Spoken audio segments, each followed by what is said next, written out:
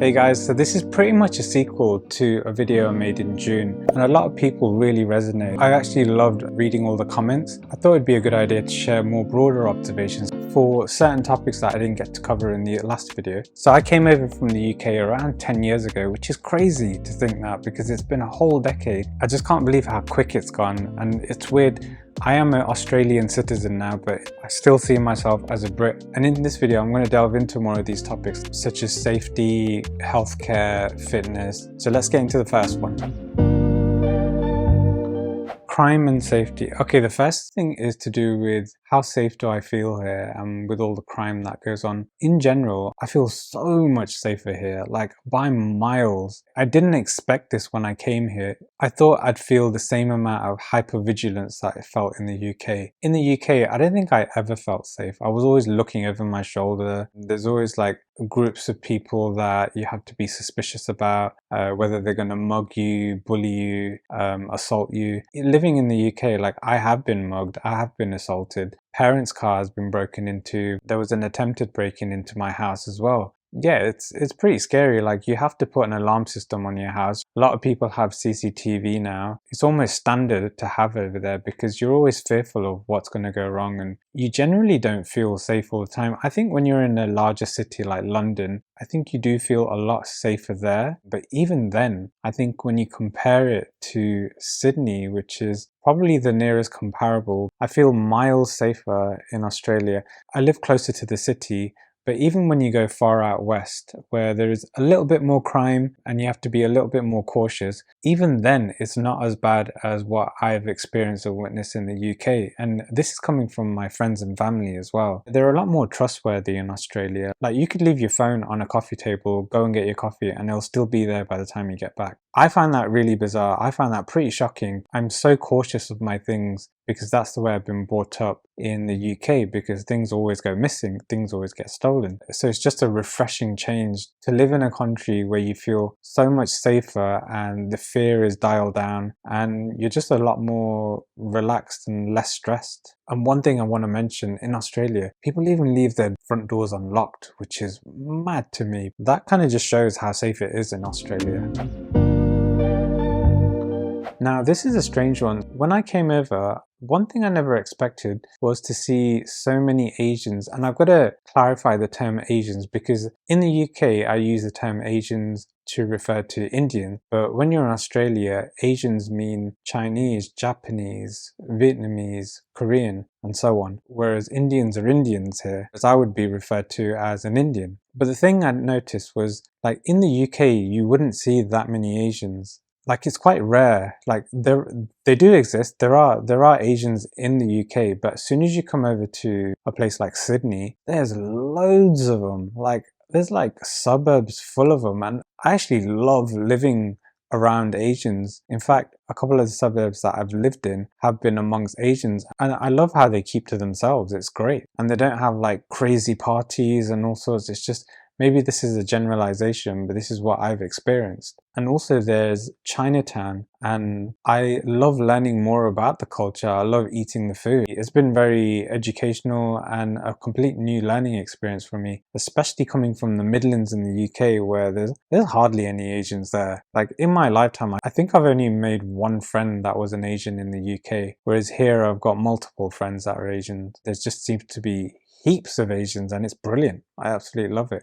One other thing I've noticed, which is really unusual, is there's not many black people here, and I kind of was expecting it to be multicultural. It is to an extent, but I feel like black people are missing, and I don't understand why they're not living here. I kind of wish they were. I mean, you do come across some black people every now and then, but there's hardly any of them here. I wonder why they don't migrate here. But that's something that you really do notice, especially coming from the UK, where there's loads of black people there, especially in London. I've worked with black people over there, but here, I don't think I've worked with a single black person at all, which is really strange. So I hope someone can clarify why that is the case here, or is it just my perspective? And I wish there were more, because I'm all for diversity here. And when it comes to Indians, heaps, like loads and loads of Indians, especially in the West, Parramatta. It's like a Indian city over there, and there's lots of different Indian hubs or suburbs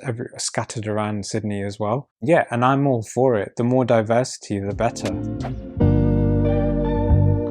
Now I need to talk about the processes and the systems. Like, you must have heard this. I've heard it several times since I've been here, that Australia is 10 years behind any other developed country like the UK. And in some circumstances, it actually does feel that way. So I'll give you some examples. So I want to book a badminton court using one of the indoor leisure facilities by the city of Sydney. Now I have to call up just to book a badminton court. You'd think in this day and age you can literally just use an app, go on a website and book the available slots. But no, you have to call up, find out what's available. They'll enter your details manually over the phone and push out an email to you for confirmation. I didn't even receive a confirmation, so I had to call up the next day just to make sure it had been booked. Another example, with the top banks in Australia, in some instances you still have to fill out a paper document to apply for something, to get something changed, which is really old school in my opinion. In this day and age you should be able to do almost everything online, but there's still things where you need to post physical paper documents to get something done, which is ridiculous to me.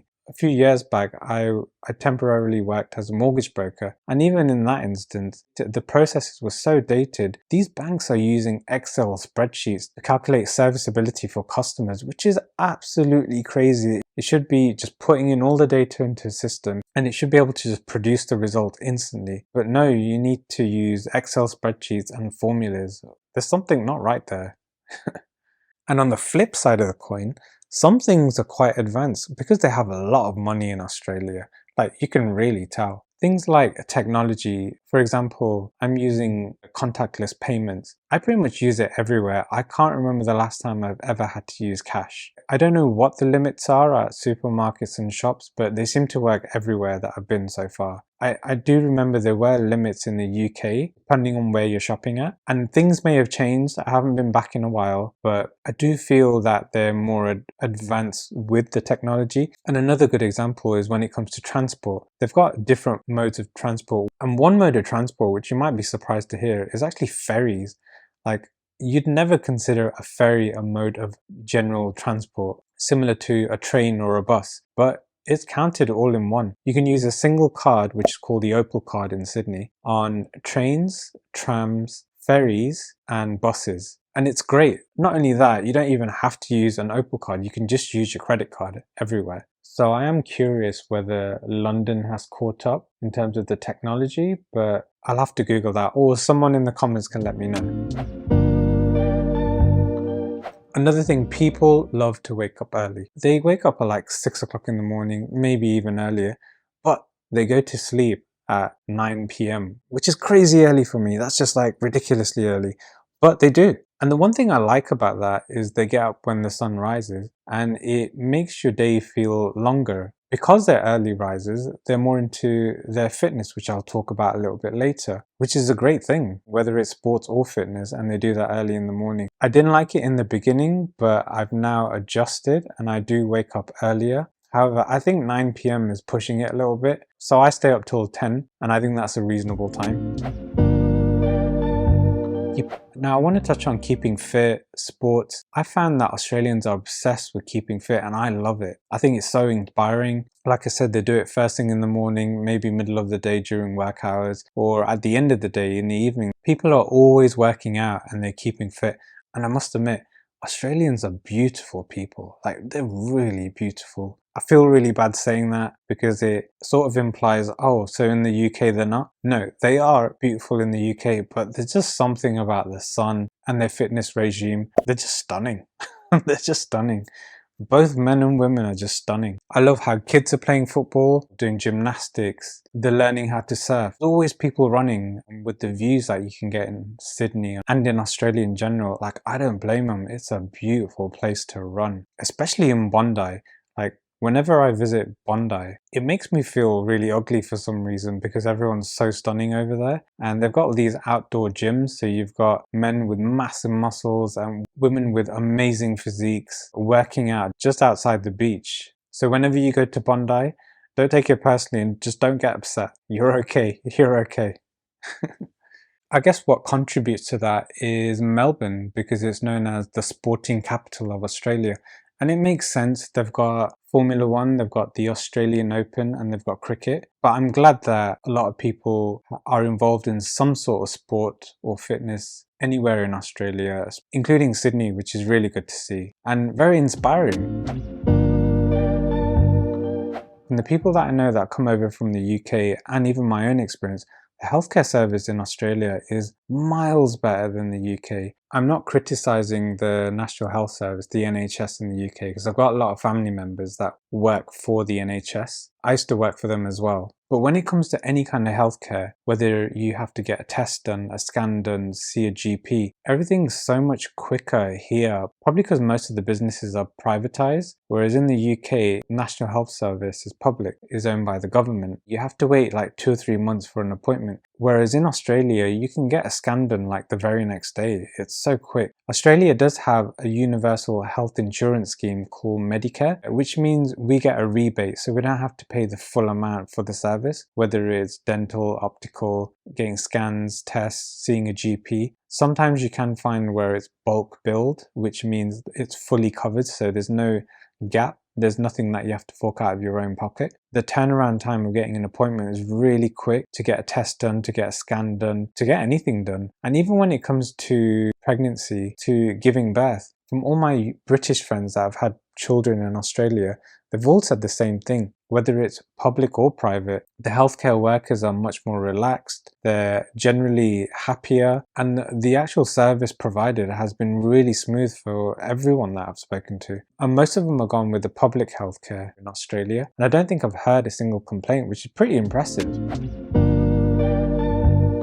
When I arrived in Sydney 10 years ago, the one thing I found a little bit odd was how run down the buildings look. I mean, the sun definitely helps to make it look nicer, but parts of Sydney don't necessarily look as modern as you expect it to be, especially from what you see on TV, like the Opera House and the Sydney Harbour Bridge, and it looks all fancy and brand new and pretty. But on closer look, especially going into the city or going to different suburbs especially, in my opinion, I feel like they need to be modernised in some way. And I think the UK does a really good job at that. However, whenever the sun's out, I think anything looks great in Sydney. And in the time that I've been here, they have been modernising many areas in the city. I've noticed all the train stations are getting massive upgrades and they're looking stunning now. There's new suburbs in the city like Barangaroo with absolutely gigantic high-rise buildings. So you do find those modern pockets in Sydney as they renovate and refurbish. And I think it's just going to continue that way. And it might be a bit 10 years behind, but at least they're getting to it finally. And they've also built brand new train stations called the Metro, which goes further distances and are much faster as well to get into the city. The more they invest into modernizing, the better it's looking to me now. And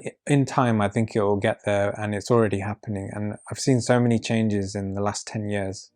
I think that was a pretty long video. I hope you found the things I've said at least a little bit interesting, and I'd love to hear your thoughts on the topics that I've mentioned. And there's so much more I can talk about in terms of my experience living in Sydney. But for now, I'll leave it here and I'll catch you in the next video.